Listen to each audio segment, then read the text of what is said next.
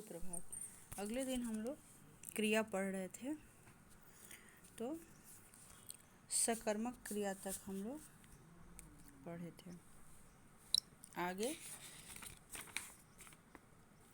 प्रयोग के आधार पर क्रिया के भेद। क्रिया का जो दूसरा भेद है वह है प्रयोग के आधार पर क्रिया के भेद।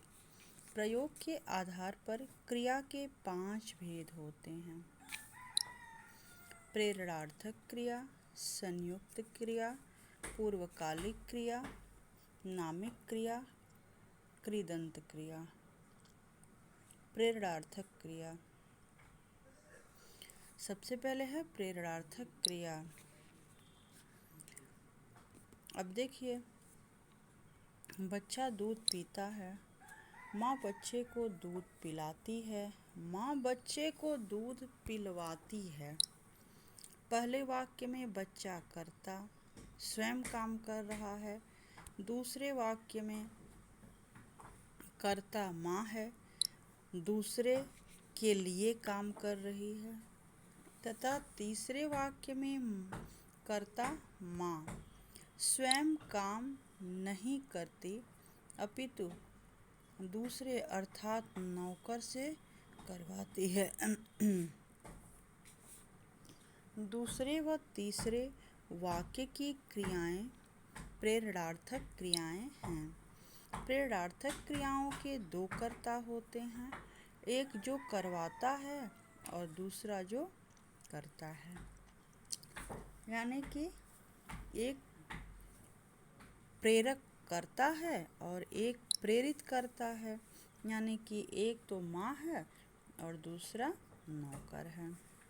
यानी कि यह क्रिया किसी दूसरे से कराई जाती है, प्रेरणा दी जाती है, प्रेरित किया जाता है उसको उस काम को करने के लिए।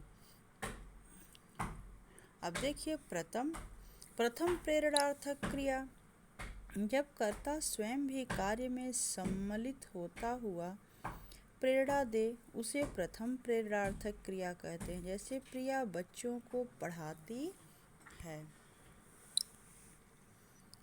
द्वितीय प्रेरणार्थक क्रिया, जब कर्ता स्वयं कार्य न करके किसी दूसरे को कार्य करने की प्रेरणा देता है तो उसे द्वितीय प्रेरणार्थक क्रिया कहते हैं। जैसे प्रिया मॉनिटर से बच्चों को पढ़वाती है।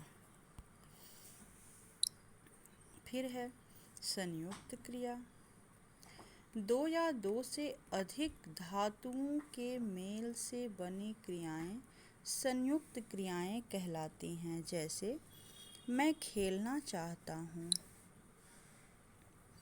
प्रिया खेल चुकी है, उसने मुझे मार डाला। तीसरा है पूर्वकालिक क्रिया, यदि किसी मुख्य क्रिया से पूर्व कोई दूसरी क्रिया प्रयुक्त हो तो उसे पूर्वकालिक क्रिया कहते हैं। जैसे सीना ने चाय पीकर पुस्तक पढ़ी।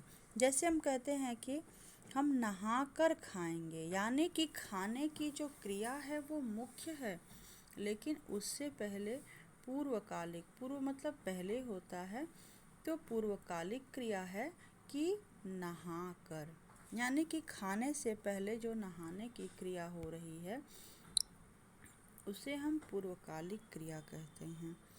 ऐसे ही दूसरा एग्जाम्पल, कुशल दही खाकर खेलने लगा।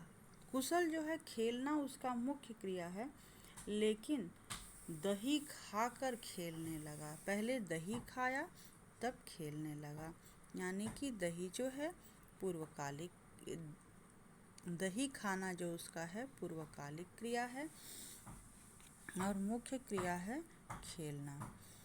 फिर है नामिक क्रिया, संज्ञा, सर्वनाम, विशेषण या अनुकरणवाची शब्दों से बनी क्रियाएं नामिक या नाम धातु क्रियाएं कहलाती हैं। जैसे संज्ञा शब्दों से नाम धातु क्रिया, बात से बतियाना, लाज से लजाना। सर्वनाम शब्दों से नाम धातु क्रिया, तो अपना से अपनाना। विशेषण शब्दों से नाम धातु क्रिया, गरम से गरमाना, साठ से सठियाना। अनुकरणवाची शब्दों से नाम धातु क्रिया, जैसे अनुकरणवाची शब्द हैं जिसको हम अनुकरण करके सीखते हैं, जैसे हिन हिन, हिन हिनाना, टिम टिम, टिमटिमाना। फिर है कृदंत क्रियाएं। शब्दों के अंत में प्रत्यय या शब्दांश जोड़कर बनी क्रियाएं कृदंत क्रियाएं कहलाती हैं। हिंदी में कृदंत क्रियाएं 3 प्रकार की होती हैं। वर्तमान कालिक कृदंत क्रिया, जैसे दौड़ प्लस ता दौड़ता, चल प्लस ता चलता। भूतकालिक कृदंत क्रिया, जैसे देखा। पूर्वकालिक कृदंत क्रिया, देख कर, चल कर आदि। तो इस तरह आज हम लोगों का क्रिया पाठ समाप्त हुआ और इसके साथ ही हम लोग एक्सरसाइज और क्वेश्चन आंसर करेंगे। धन्यवाद।